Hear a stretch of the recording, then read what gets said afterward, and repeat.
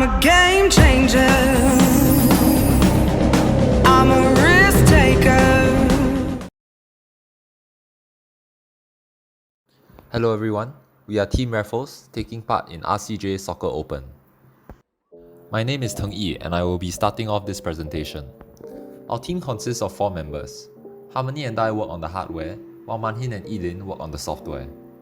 In 2019, Manhin and I placed first in nationals and represented Singapore for soccer lightweight, placing 5th in the individual matches. That was the year we started, so we've had about 2.5 years of experience doing RCJ soccer. At internationals, we saw a wide variety of advanced hardware designs and strategies from other countries, so this year we plan to make use of that experience to build better robots for ourselves. To start, 𝗲𝗲𝙗 and I will explain the hardware design of our robot. For the design process of our main 3 robot plates, we started by creating general 2D drawings in AutoCAD, with basically a bunch of rectangles simulating our components. One thing we changed from our 2020 design was the position of the battery. Previously, it sat on the middle plate above the motors, but this year we actually shifted it down to sit on the bottom plate to lower the robot's center of gravity and improve traction. Once those were finalized, we proceeded to route traces onto the bottom and top PCB. In 2020, we tried to optimize the positions of the sensor plugs, but this year we actually just broke out all the 𝗃𝗍𝗃 pins into a row, kind of like a breakout board. This made wiring more messy, but it also meant that the board could be debugged and modified more easily. After routing, we ordered the 3 plates from JLC PCB, which offers really affordable PCB manufacturing. But during the Great Plate disaster of 21, we realized that we actually placed the motor holes incorrectly, and the battery hole was too small for the battery to fit through, so we had to make modifications and order a second batch of PCBs. For the first of our 3D printed parts, we designed mounts for the back lidars.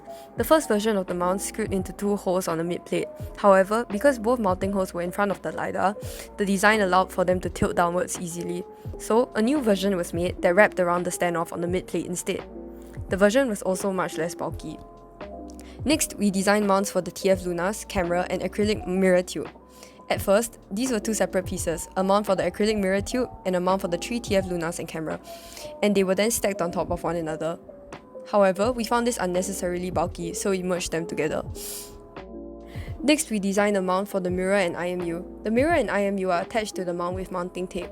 The mount also slides over the acrylic tube, which is then screwed into place. On the top of the mount, we also attached the 4cm marker and handle. Next, we designed the mount for the dribbler. There are holes to mount hinges, spring suspension, and the motors. Because the dribbler mount experiences a lot of force from the spring and the motors, it was necessary to make sure the print did not flex or break. To do so, we chamfered the corners and printed 4mm thick walls with high infill to make the mount more structurally rigid and prevent the sides from flexing outwards. This helped a lot, as flexing was kept to a minimum in the end. Finally, we designed shrouds. Walls for the top plate were designed to conceal any orange, yellow, or blue components, as well as block the red light emitted from the power distribution board and the relay. We made C-class so that the walls could snap onto the standoffs, making them really easy to remove and put on. Walls for the bottom plate were designed to conceal any orange, yellow, or blue components and wires, as well as to prevent the plates from enemy boards from poking into the bottom layer. Holes were added to make space for the removal of the battery and to allow access to the bottom 𝗃𝗍𝗃. Additionally, to avoid printing errors, we made the back wall thin enough to bend into a curved shape so that we could print it flat. Now I will explain the electronics in the robot. Starting with power delivery, the 12 volts from our battery were used to power both our movement motors and brushless dribbler motors. This 12 volts is stepped down to 5 volts for our sensors, LEDs, and microcontrollers, and stepped up to 30 volts for our kicker. Finally, we also wired a shunt regulator to the 12 volt supply as overvoltage protection. To deliver the high amounts of 12 volt current drawn safely, we used the drone power distribution board rated for high current loads. For two-way communication between the robots, we just wired in some cheap Bluetooth modules that were lying around. Manhin will go more into the strategies that use this later on. For processing, we actually have 2 𝗃𝗍𝗃𝗃 3.5s, one on the bottom PCBs to read line sensors, and one on the top PCB to do the sensor reading, processing, and motor control. We'll go into more detail about the bottom 𝗃𝗍 later, but we went with the 𝗃𝗍 3.5 for our main processing simply because it is the fastest and most compact 5 volt tolerant microcontroller that we know of. For movement, we went with Jointmax 1700 RPM motors as usual, the fastest motors we know of within its price bracket, But this year we actually went with 50mm metal Omni wheels instead of the usual green Jointmax wheels. These are an upgrade because they are more compact, leaving more space for PCB components, and the O-rings on the wheels are easily replaced if they shred, unlike the rubber on the Jointmax wheels. Now we will go more in depth into the design for each part of the robot. For our LiDAR system, the general layout has remained the same since 2019. There are 3 LiDARs pointed north, east and west, and 2 LiDARs pointed south. Since the robot is pointed north, it can measure its distance from the 4 field walls for localization, or use the LiDAR readings to avoid obstacles. There are 2 LiDARs at the back of the robot instead of just 1. This way, even if our Goalie's front LiDAR is blocked, we can still tell whether the robot is at the edge of the goalpost by checking the difference in readings between the 2 back LiDARs. In 2019, we used 5 𝗣𝗲𝙯𝐶𝗽𝗋𝗄𝐿1X LiDARs in this system, but it was tough to get it working, because the 27-degree field of view meant that if we placed it too low, they would see the floor instead of the walls, and if we placed them too high, they would see above the walls and give inaccurate readings. These sensors were also limited to a 33 Hz refresh rate, meaning that the robot will only get new position data after 33 milliseconds. And finally, the back 2 LiDARs were not spaced very far apart, meaning that a moving goalie has less time to realize that it is at the edge of the goalpost and react in time. For the 2021 system, we aim to eliminate these issues by upgrading our sensors. Using TF series LiDARs, we now have much higher polling rates, giving the robot newer distance data. The TF Mini Pluses have a polling rate of 1000 Hz, so there is a fresh reading every time the 𝗘𝗲𝙜𝚀 code loops. The new sensors also have a more narrow FOV, so we could place them lower without worrying about them seeing the floor. They are also less likely to be blocked by obstacles, giving us accurate localization more of the time. In order to make the robot point north for accurate localization, we need orientation data. In 2019, we used the Jointmax compass, and it was pretty reliable at nationals, but it ended up giving pretty terrible readings at Sydney due to magnetic interference at the venue. In the same orientation, the readings from one side of the field to the other differed by 90 degrees. So from 2020 onwards, we used an IMU which fused the readings from an accelerometer, gyroscope, and magnetic compass. Even if there is magnetic interference, and the compass readings are not accurate, the accelerometer and gyroscope will reduce this error and make the readings more reliable. Additionally, the GY has an onboard programmable 𝗣𝗲𝙯328 chip to perform the sensor fusion, so there was no performance loss on our main 𝗘𝗲𝙯. One issue I faced with the IMU is that the compass chip on newer GYs were actually different from older models, and there was no information about this online, so I actually had to analyze the markings on the chip to identify the new compass chip. Now I'll talk about our line sensors. Using localization, our robots are programmed to slow down as they approach the line and stop before touching the line. So these are a fail-safe in case the robot does not slow down enough and hits the line anyway, which would alert the robot to move back into the field. In 2019, we used 8 I2C color sensors, 2 on each side of the robot. This was not very effective since each pair of sensors were aligned on the same axes, so if the robot was moving right, it would cross both right sensors at the same time. And because of these redundancies, coupled with the fact that we did not have many sensors, there would be large gaps between the sensors where even if the robot was on the line, the sensors could not detect it. Additionally, we used an I2C multiplexer and a slower RGB sensor, which added latency and delay to the readings.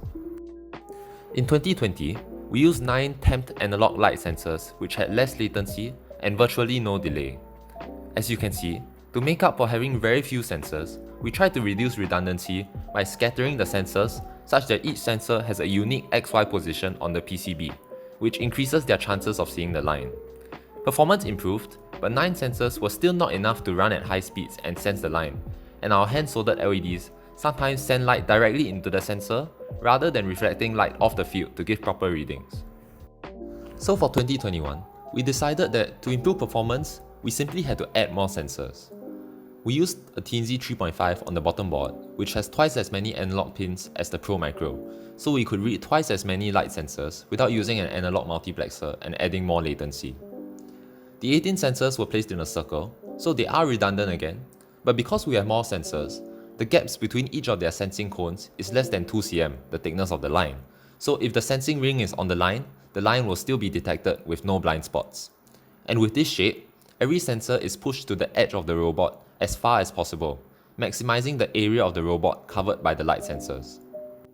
This time, we also made use of JLC PCB's SMT assembly service to put some bright RGB LEDs on the bottom of the PCB, so there will be zero light leakage, and since the temps are most sensitive to a certain wavelength of light, and we can adjust what wavelength the LEDs output, we could tune the color of the LEDs to make the temps more sensitive to changes in color. Have we done this? Not really, we had no time, but it's nice to know that we could. One problem we faced with this arrangement is that the LEDs were flickering when the motor drivers were in use. Turns out that the driver's 5V current draw was varying too wildly, so we added a capacitor to smooth out the 5V power supply. Now for the dribbler system. We use a dribbler to maintain possession of the ball even when the robot is moving forwards at high speeds, rotating, or even moving backwards. In 2019, our seniors used two motors attached to gearboxes, which were fixed onto a hinged plate. The plate was then tensioned with rubber bands. This worked well as the sponge tyres they used had a lot of traction, and the rubber bands dampened vibrations from the spinning ball. However, it was hard for them to adjust the tension of the rubber bands. Additionally, the spinning ball rubbed against the bottom PCB, which created a lot of friction, so the ball spun pretty slowly. Occasionally, the gearboxes would jam up as well. Hence, in 2020, we were inspired by Japanese team 𝗲𝗏 Nano to use a spring shock absorber instead of rubber bands. This made it easier to adjust the tension of the dribbler and allow control over how much the motors press down on the ball while dribbling. A ball roller was also added to reduce friction from the ball rolling against the bottom plate. In 2021, further improvements were made to the dribbler. The previous motors were replaced with brushless motors, which are generally faster than brushed motors.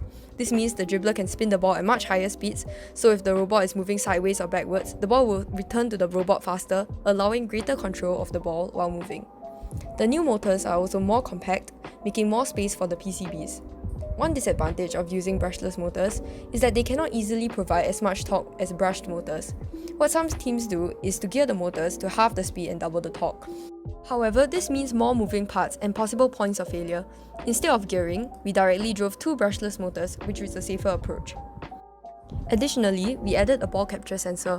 When the ball is in the capture zone, the dribbler mount is pushed upwards, triggering the switch, allowing the robot to know when it has captured the ball.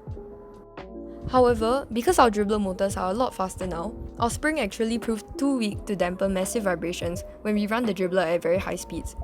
And when we run the dribbler at lower speeds, it sometimes does not have enough momentum to spin the ball on just one motor, failing to capture the ball at the edges of the dribbler.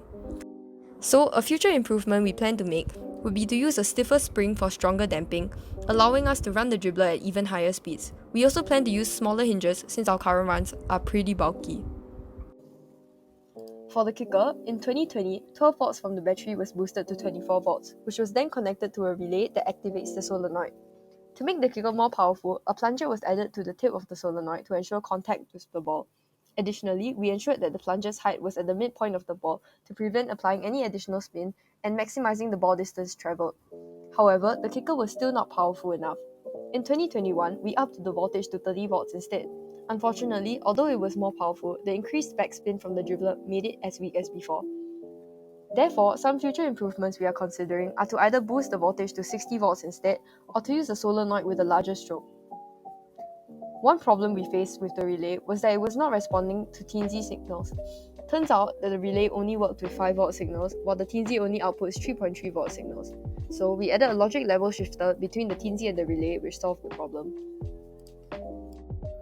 In 2019, we used an OpenMV M7, and you can see that the mirror is mounted on two standoffs. This was not ideal since the standoffs were close to the mirror and created two blind spots on the left and right where it could not see the ball. It was also easy for the mirror mount to tilt and affect the image.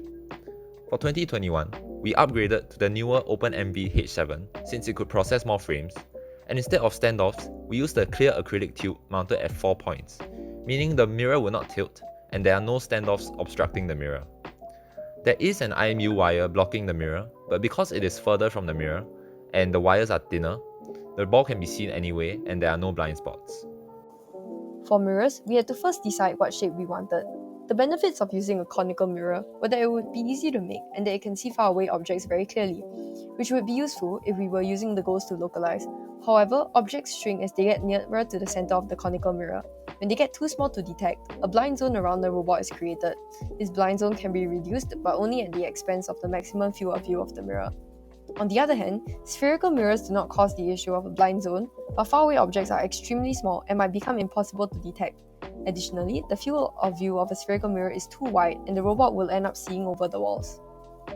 In the end, we found out that the hyperbolic mirror was the best option. Although hyperbolic mirrors come with problems, such as the objects shrinking as they move further away from the center, these problems can be mitigated by adjusting its curvature. The hyperbola can be calculated such that the camera does not see over the wall, and nearby objects, including the robot itself, are not too large in the mirror. Additionally, a hyperbolic mirror does not have blind zones. To form the mirror, we started out by 3D printing a mirror mold based on the hyperbolic equation that we calculated. Next, we smoothed the mold by adding layers of spray paint over it and then nailed plastic mirror sheet onto a piece of medium density fiberboard. After this, we heated up the mirror sheet with an electric cooker until it's sufficiently soft and then press it over the smoothed mold. We then allow it to cool and take shape. Hi, I am Elin, and we will be starting on strategy and flowcharts. Our strategy can largely be split into two roles, a striker bot and a goalie bot. The two share key strategies and concepts. Localization allows us to know where we are and blockages along an axis we should try to avoid.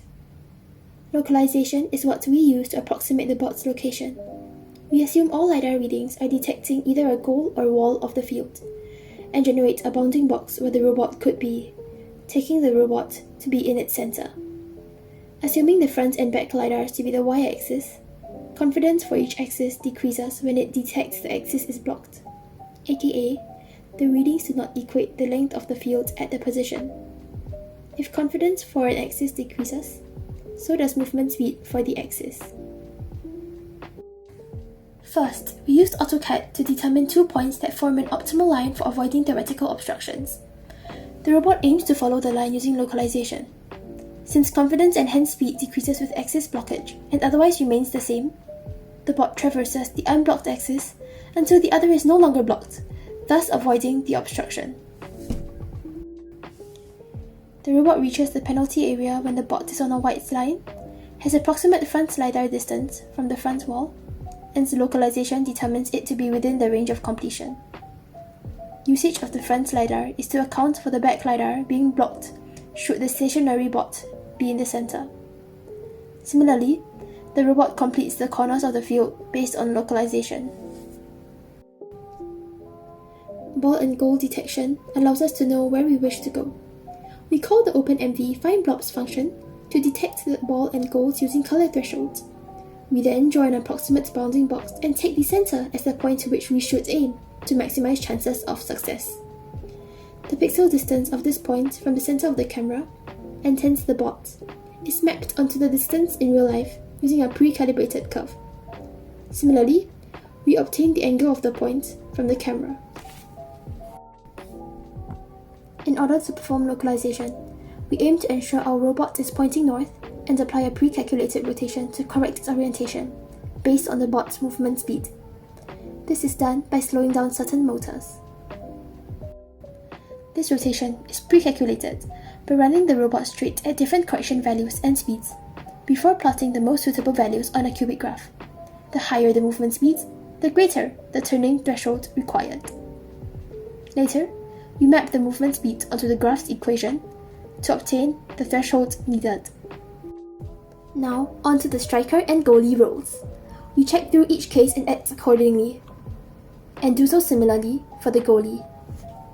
The boundaries of the field are demarcated with white lines, and we aim to use the bottom plate tent to detect it. To standardize movement back into the field, the bot approximates its own location and moves towards the center of the field. If it localizes wrongly, LiDARs are likely blocked, and the low confidence causes the bot to move slowly so that it does not exit. But at high speeds, the line could sometimes not be detected or be hard to react to, as discovered in 2019. The corners excluded by the lines are often not very optimal to enter, as if the ball was there, it is often hit out in the process. Hence, we aim to stay within the diamond as much as possible.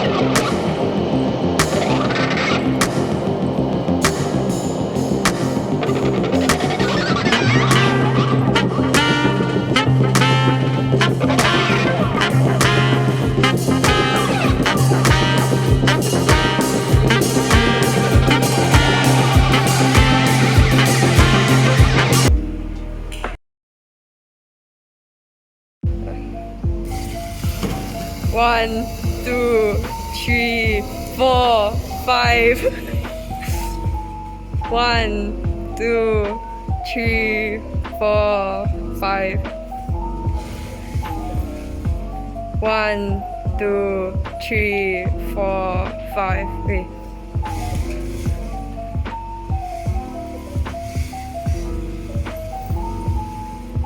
Okay, 1, 2, 3, 4, 5. 1, 2, 3, 4, 5.